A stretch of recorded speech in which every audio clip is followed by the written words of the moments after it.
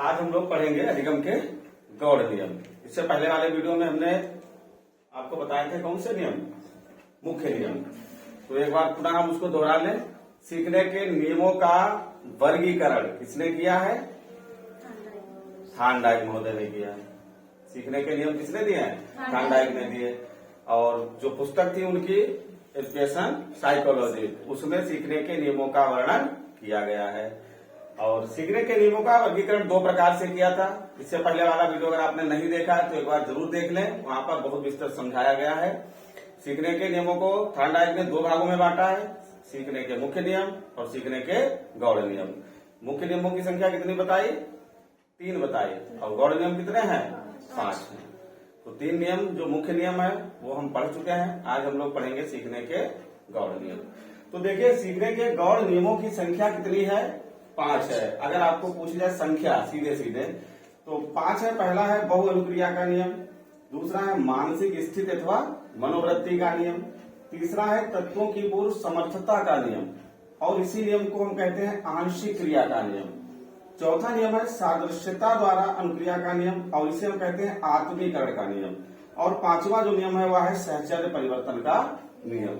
सबसे मुख्य बात यह है कि थार्नडाइक महोदय के जो नियम हैं वो दरअसल 3 प्रकार के हैं। पहले प्रकार के नियम कहलाते हैं मुख्य नियम, दूसरे प्रकार के नियम कहलाते हैं गौड़ नियम, और तीसरे प्रकार के जो नियम है वह है आपके उपनियम। तो हमारे सिलेबस में केवल मुख्य नियम और गौड़ नियम ही है। आपको केवल 2 ही पढ़ना है, मुख्य नियम और गौड़ नियम। उपनियम हमारे सिलेबस में नहीं है, ना यूपी टेट में, ना सुपर टेट में, ना डीएलएड में।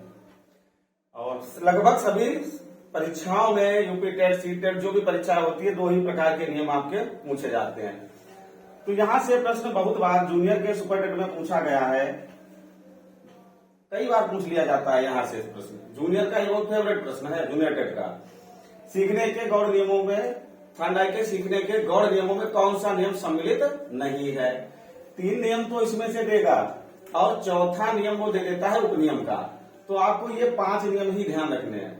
इसके अतिरिक्त जैसे ये तीसरा नियम है तत्वों की पूर्व समर्थता का नियम, अगर ये ना देके आपको कहते आंशिक क्रिया का नियम तो वह नियम भी हो जाएगा। इसके स्थान पर अगर आंशिक क्रिया का नियम कहते, या सादृश्यता द्वारा अनुक्रिया का नियम, ये ना कहकर के वो सीधे कह दे आत्मीकरण का नियम, ये एग्जामिनर के ऊपर डिपेंड है, तो वो हो जाएगा।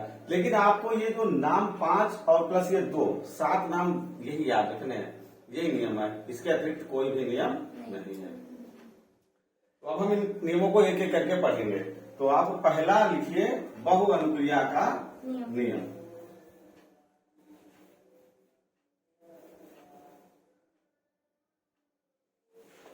तो नियम नंबर 1 थार्नडाइक का है बहु अनुक्रिया का नियम। देखिए, बहु अनुक्रिया का नियम क्या कहता है?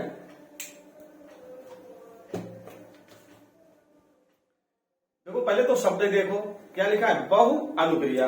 बहु माने बहुत से, और अनुक्रिया माने अनुक्रिया, यानी बहुत सी अनुक्रियाएं करना। थार्नडाइक कहते हैं कि व्यक्ति या बालक या प्राणी जब किसी कार्य को प्रारंभ करता है तो उस कार्य के प्रति उसे बहुत सी अनुक्रियाएं करनी पड़ती हैं। आप किसी भी कार्य को करिए, आपको उस कार्य के लिए बहुत सी अनुक्रियाएं करनी पड़ेगी, तब आपको सफलता मिलेगी। उनमें से जो क्रियाएं आप करते हैं वो 2 प्रकार की होंगी। आपकी की हुई क्रियाएं जो आप कार्य कर रहे हैं या तो उसमें सहायक होंगी, बहुत सी क्रियाएं सहायक होंगी, और बहुत सी क्रियाएं जो है वो सहायक नहीं होंगी। बहुत सी क्रियाएं तो सहायक होंगी और बहुत सी क्रियाएं आपकी सहायक नहीं होंगी। अब देखिए, व्यक्ति थार्नडाइक के अनुसार उन क्रियाओं को भूल जाता है जो सहायक नहीं होते हैं, और जो क्रियाएं सहायक होती हैं उन्हें वह याद रखता है। सदैव ऐसा होता भी है। आप देखना, जो क्रियाएं आप पढ़ रहे हैं, इसे आप सवाल लगा रहे हैं, और जो सूत्र आपके सवाल लगाने में सहायता उत्पन्न कर रहे हैं आप उनका तो प्रयोग करते हैं, और जो सहायता नहीं कर रहे हैं उनका प्रयोग आप नहीं कर रहे हैं। यानी हम उन चीजों को ही ध्यान रखते हैं, उन बातों को ही ध्यान रखते हैं जो हमारे कार्यों में सहायक होती हैं, और जो हमारे कार्यों में सहायक नहीं है उनको भूल जाते हैं। तो किसी भी कार्य को करने के लिए हमें बहुत सी अनुक्रियाएं करनी पड़ती हैं। तो ये थॉर्नडाइक का नियम पहला था। जब आप कुछ भी नया सीखेंगे या कोई बालक कुछ नया सीखेगा तो उसको सीखने के लिए उसके प्रति बहुत सी अनुक्रियाएं करनी पड़ेंगी। ये पहला नियम था। अब बात करें कि कक्षा शिक्षण में इसकी उपयोगिता क्या है। सुपर टेट में मुख्य रूप से आपका सिलेबस ये दिया गया है कि इसका शैक्षिक महत्व क्या है।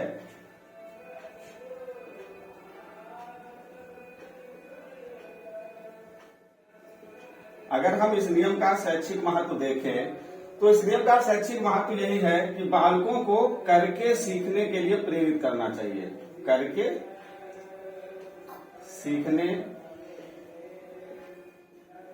सीखने के लिए प्रेरित करना चाहिए।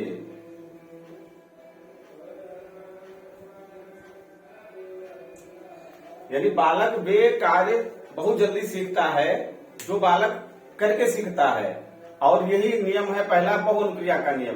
भाई कोई बात है अगर हम आपको एक बार में बता देंगे तो आपके ऊपर उसका उतना प्रभाव नहीं पड़ेगा जितना प्रभाव आप स्वयं उस कार्य को करके सीखेंगे।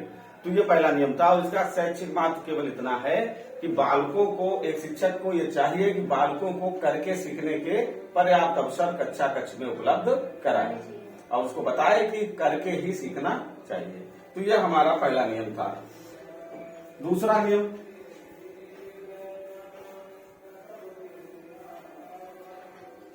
मानसिक स्थिति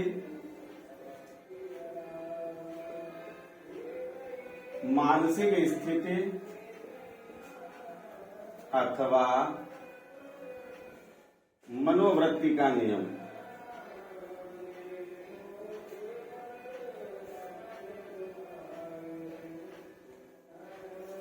दूसरा नियम है मानसिक स्थिति अथवा मनोवृत्ति का नियम। मानसिक स्थिति और मनोवृत्ति, मनोवृत्ति माने क्या होता है बताओ पहले। हाँ, मन के विचार नहीं होते। मानसिक स्थिति या मनोवृत्ति का मतलब होता है हमारा नजरिया, हमारा दृष्टिकोण, हमारा जिस विषय के प्रति, जिस वस्तु के प्रति, जिस स्थान के प्रति जैसा नजरिया होगा, जैसी धारणा होगी, जैसी मनोवृत्ति होगी, हम उसको उसी अनुपात में ग्रहण करेंगे। हमारा मस्तिष्क उसको उसी प्रकार से ग्रहण करेगा। जैसे आपकी मनोवृत्ति है कि हम शिवार्थ क्लासेज में पढ़ रहे हैं तो हम डीएलएड में, टेट में, सुपर टेट में हम पास हो जाएंगे, तो आप निश्चित पास हो जाओगे। अगर आपकी मनोवृत्ति है कि नहीं, यहाँ पढ़ने से हमारा कल्याण नहीं होगा, हम पास नहीं हो पाएंगे, तो कितना भी अच्छा यहाँ पर आपको शिक्षकों के द्वारा पढ़ा दिया जाए, आप पास नहीं हो पाएंगे। तो ये नियम कहता है कि जिस विषय के प्रति बालक की जैसी मनोवृत्ति होती है वह उसको उसी अनुपात में सीख पाता है। जैसे आपको अगर साहित्य में रुचि है, आपकी मनोवृत्ति है कि हम साहित्य पढ़ेंगे और अच्छे से पढ़ जाएंगे, तब आप साहित्य पढ़ जाओगे। आपकी मनोवृत्ति है कि हम गणित को बहुत अच्छी तरीके से सीख सकते हैं, तो आपको सीखने से कोई नहीं रोक पाएगा। और अगर आपकी मनोवृत्ति है कि हम गणित सीख ही नहीं पाएंगे, अगर आपने धारणा बना ली, मनोवृत्ति बना ली कि हम गणित सीख ही नहीं पाएंगे, तो फिर आपको दुनिया की कोई ताकत सिखा भी नहीं पाएगी, क्योंकि हम आपकी मनोवृत्ति खराब है, आप सीखना ही नहीं चाहते हैं। तो जिस विषय के प्रति जैसी मनोवृत्ति होती है व्यक्ति उसको उसी अनुपात में सीखता है। ये थॉर्नडाइक का दूसरा नियम है, मानसिक स्थिति अथवा मनोवृत्ति का नियम। क्या होता है नियम में, बताओ भाई।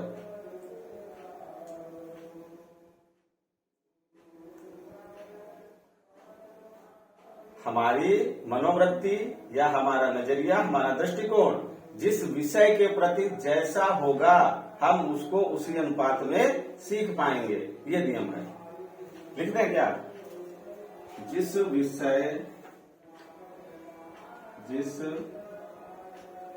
विषय वस्तु के प्रति हमारा दृष्टिकोण जैसा होगा हम उसे उसी अनुपात में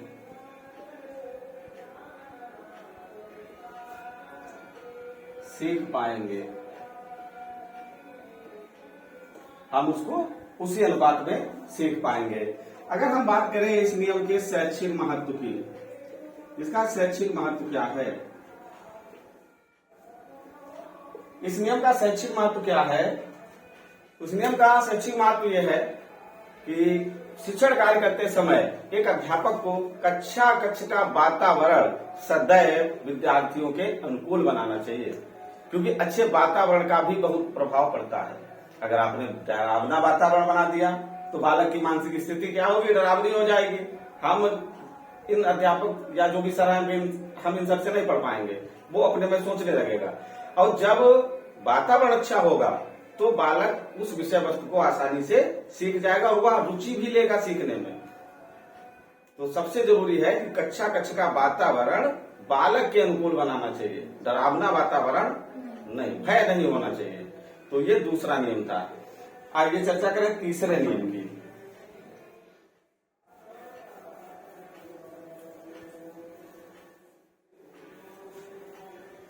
तीसरा नियम तत्वों की पूर्व समर्थता का नियम। तत्वों की पूर्व समर्थता का नियम। और इस नियम को और क्या कहते हैं? आंशिक क्रिया का नियम।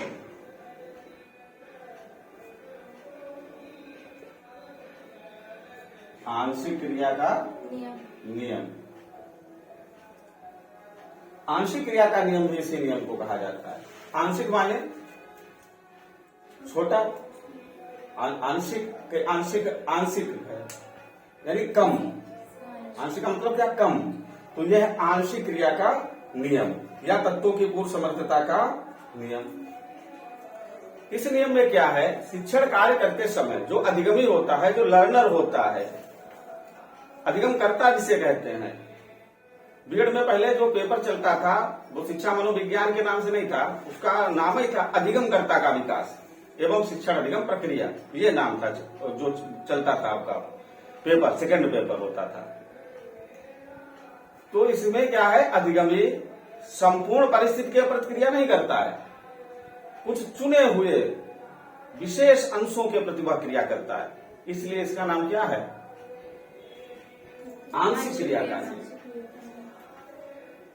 जैसे कोई आप सवाल लगवा रहे हो गणित का, तो आपने पूरा टॉपिक पढ़ाना है, तो सबसे पहले वो पूरे टॉपिक की प्रतिक्रिया नहीं करेगा, कुछ चुने हुए यानी पहले वो सूत्र समझेगा, कुछ चुनी हुई बातों की प्रतिक्रिया करेगा। इसलिए इसको हम क्या कहते हैं? तत्वों की पूर्व समर्थता का नियम या आंशिक क्रिया का नियम। तो अगर हम इसके शैक्षिक उपयोगिता की बात करें,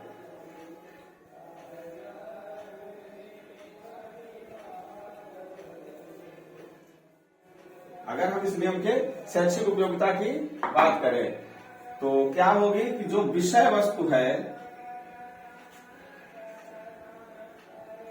विषय वस्तु को छोटे छोटे खंडों में विभक्त करके पढ़ाया जाए, यानी जो विषय वस्तु आप पढ़ा रहे हैं एक साथ पूरी विषय वस्तु नहीं पढ़ानी है, आंशिक क्रिया करनी है, छोटे छोटे भागों में बांट के आपको पढ़ाना है। इसलिए इस नियम का नाम है आंशिक क्रिया का। जैसे आपको संधि पढ़ानी है, आप मान लीजिए संज्ञा पढ़ा रहे हैं, तो आप संज्ञा को 4-5 भागों में बांट लीजिए। पहले आप संज्ञा पढ़ा दीजिए, फिर संज्ञा के प्रकारों को बताइए, फिर एक एक प्रकार को बताइए। व्यक्तिवाचक संज्ञा क्या, भाववाचक संज्ञा क्या, जातिवाचक संज्ञा क्या, द्रव्यवाचक संज्ञा क्या, समूहवाचक संज्ञा क्या है। तो इस तरीके से पढ़ाने पर क्या होगा, बालक जब एक एक भाग को पढ़ेगा तो जो ज्ञान उसको मिलेगा वो ज्यादा स्थायी होता है और अधिगम भी आपका कैसा होगा? प्रभावपूर्ण होगा। तो ये थांडाई का तीसरा नियम था, तत्वों की पूर्व समर्थता का नियम। चौथा नियम,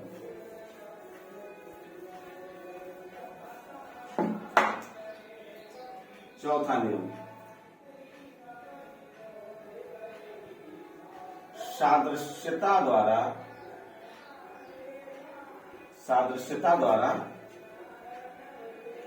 अनुक्रिया का नियम।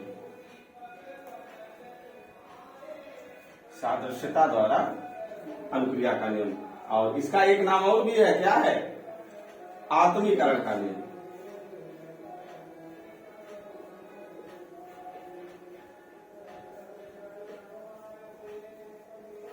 सादृश्यता द्वारा अनुक्रिया का नियम या इसी नियम को क्या कहते हैं? आत्मीकरण का नियम।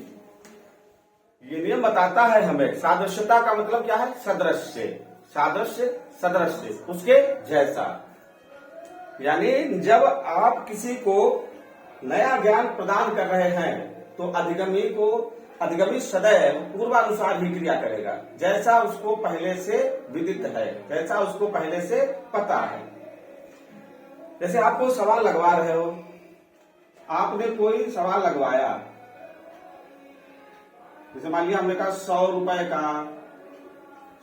का 5%, ऐसे समझो। जैसे हमने कहा मूलधन है 100 रुपया, दर है 5% वार्षिक और समय है 2 वर्ष। साधारण ब्याज ज्ञात कीजिए।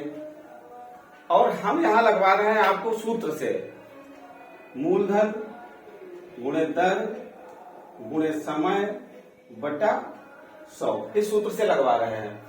और आप जो है कहीं से पढ़ के आए हो इस सवाल को पहले से ऐकिक नियम से,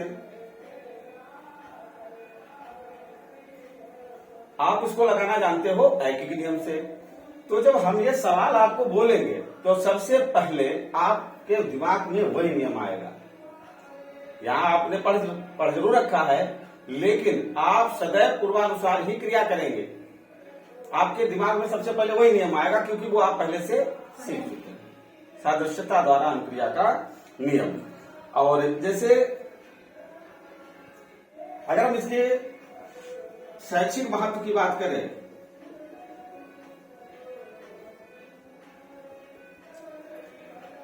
तो बीएड में या डीएलएड में जो पाठ योजनाएं बनाई जाती है, और उस पाठ योजना में एक टॉपिक आपका होता है, एक पॉइंट होता है पूर्व ज्ञान।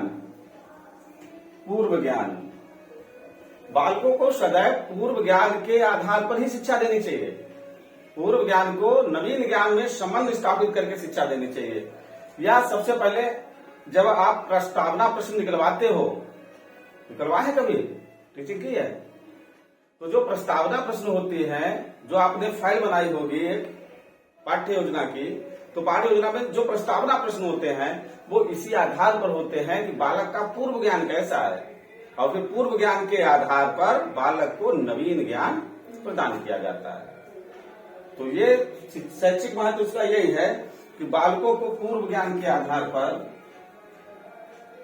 आप कह सकते हो कि बालकों को पूर्व ज्ञान के आधार पर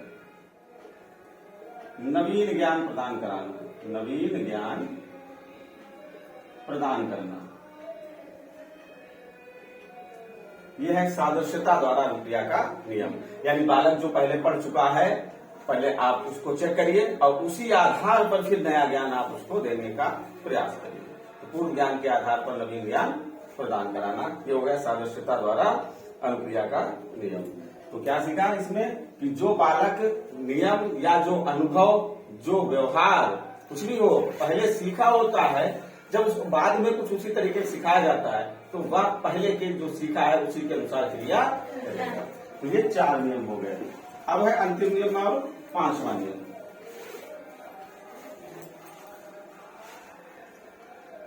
साहचर्य परिवर्तन का नियम।